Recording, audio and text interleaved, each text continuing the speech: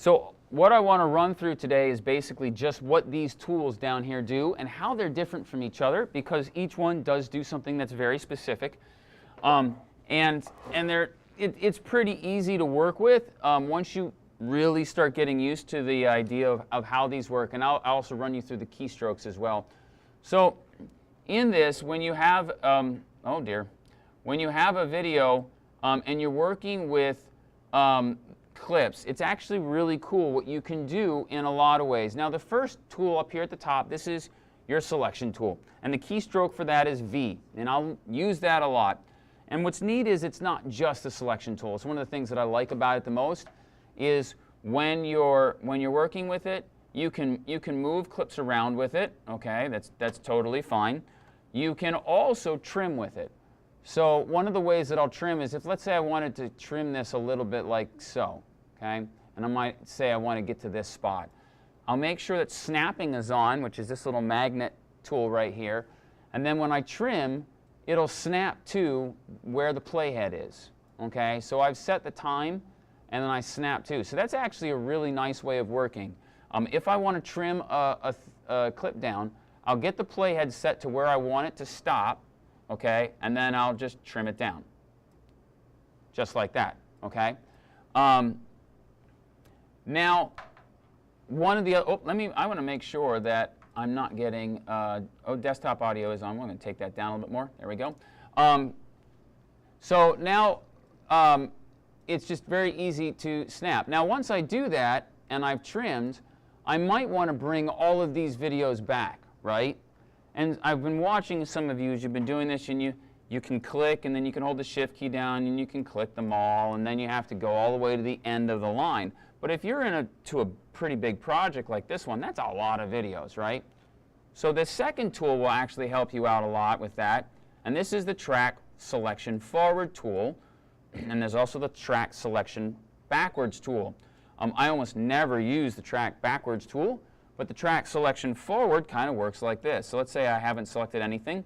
I've trimmed that, and now I want to select all these clips that are to the right, and I want to move them back. I hit the A key, which gives me these double arrows forwards.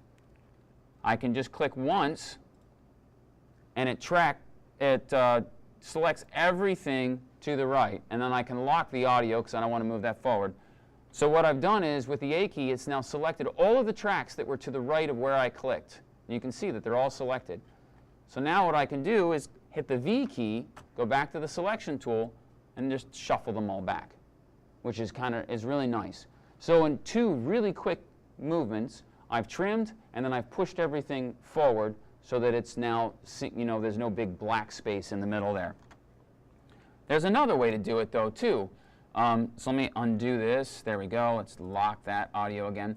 So right here, we have something called the Ripple Edit tool. And the Ripple Edit tool does basically exactly what I just did. So if I wanted to trim this clip till here, I will use the Ripple Edit tool. Wow, I'm really having problems saying Ripple Edit. Ripple Edit tool, which the keystroke for that is B. I don't know why the keystroke for the Ripple Edit tool is B instead of R, but that's okay. I don't know. So if I do that, now I can click, drag this over. It will snap to the playhead, but then everything just shifts over to the left automatically, which is really kind of nice. So then I don't have to even go through those two steps that I did before to do the exact same thing.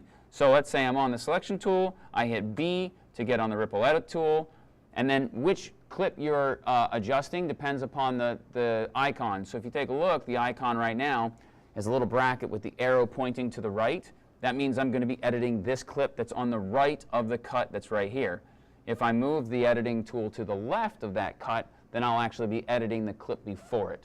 Does that make sense? Yeah. So we got that, so then I just edit this, and it does, it does all of that for me and moves everything over just in one click, which is really kind of nice. So we've also got that.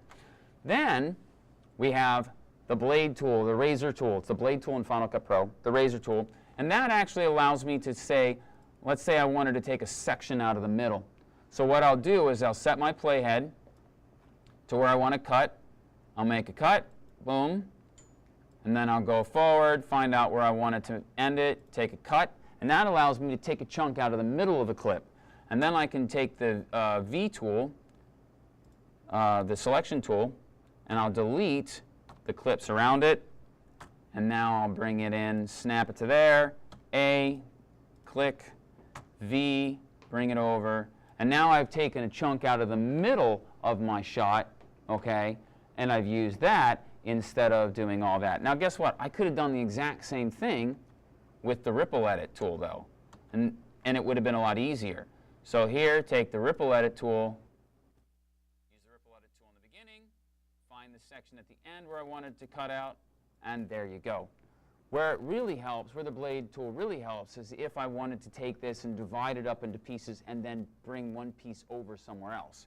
So I could take the razor tool and say, cut here,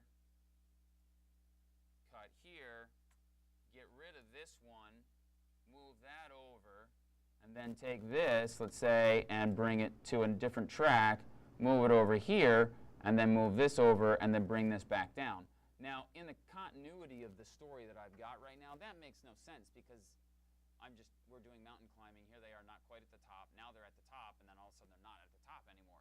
So that might not make sense for the story, but you know, just go with it. If you wanted to take chunks and move them around, the blade tool is really good for that, okay? Send this back. Okay. We also have something here called the slip tool, which the keystroke for this is Y. Now the slip tool is a little different from the rolling edit tool, or the ripple edit tool. I'm sorry, rolling edit's the wrong terminology. Ripple edit tool. They look very similar, but they work very differently. Here's the key with your slip tool. If you look, if I double click on this, you can see I've got frames at the end of this clip, okay? And if I double click on this one, you can see I've got frames at the beginning. You have to have extra frames in order to use the slip tool. But if I go here, I can adjust my timing.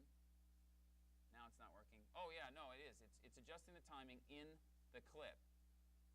So I didn't think it was working at first. So what it's doing is I'm adjusting what's happening. The clip is staying the same.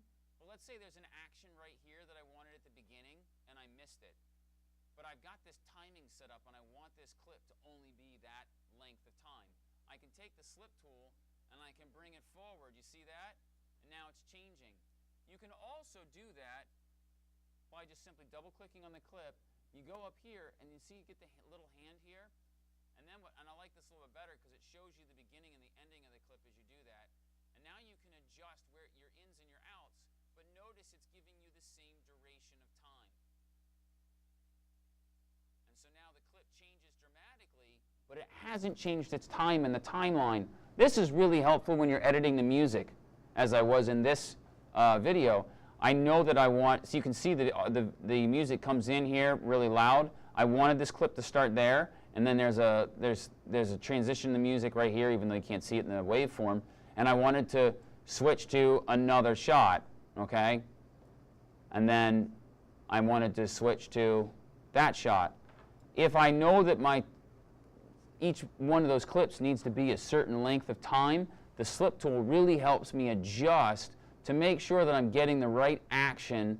Maybe I wanted him planting the ice axe there in the snow before he starts to step, or maybe I wanted to get rid of that. Either way, the slip tool can really help you do that, but I generally like it better to go up here and do this because I can see it a little bit more. So that's actually where sometimes I'll take more of time. So now if I move to the right, he's already planted the ice axe, but at the end he's closer to the camera. Maybe that's what I like. See? So a lot of it just depends on what you want to do, but that's really handy. Now, the last three are used in very different ways. The pen tool allows you to draw masks. Masks are very helpful in ways of, say, compositing one video on top of another. They're also very helpful in doing like color correction. So let's just do a real quick version or thing here, and then I'll let you guys go. But the pen tool allows you to draw and edit masks that are not, say, a specific shape. So if I go to color effects here, and let's say I wanted to darken the sky a lot and make it a little bluer, I could do that. But then the problem with that is it's kind of making the foreground a little too dark. Well, what I can do with that is I can then go into my effects controls here, and you'll see my lumetri color. I can free draw a mask. Just going to do it really quick. With this tool that allows me to do that color correction only in that one spot. And so now I can also use this tool to add a rectangle or whatever, but with the pen tool I can now go in and I can change the shape and I can do all sorts of other things to that mask so that now I have a color correction on that top part of the layer but not on the bottom part. It's actually a really, really handy tool to have. The hand tool allows you to slide around if you are zoomed in. Allows you to zoom around and check details. And then there's also a zoom tool, which is Z, which allows you to zoom in on objects or zoom out. Again, I usually just prefer to do this, but that's okay. And then lastly, the text tool is literally for adding text. And that now in Adobe Premiere, that actually happens under the Graphics tab. When you click on the Graphics tab, you have a whole series of preset text. Let's say you drop one in over top, and then you use the text tool, which just went up here, to add a new title. So I can click into the title. Whoops, I'm not selected. There we go. So I can click on the title, and I can go in and start typing whatever I want to. Okay? Those aren't as important right now to what you guys are doing, although we are going to go over text a little bit in the near future. But what's really important is these top four. Okay? 5, really. The selection tool, the track forward selection tool, and the track backward selection tool, your ripple edit, your razor tool, your slip tool. Those all can really speed up your editing. They can help you do things that maybe you didn't even know you could do. At very worst, they will double. You'll be able to double the time, or actually you'll half the time that it takes to edit a clip if you kind of play with these a little bit. When you first start doing them, guess what? They won't help you with time too much, because you're going to make mistakes, you'll fumble through them, you won't know which one does what. Try using them. Persist with that, because as you learn, you're going to end up getting really fast, especially with the keystrokes.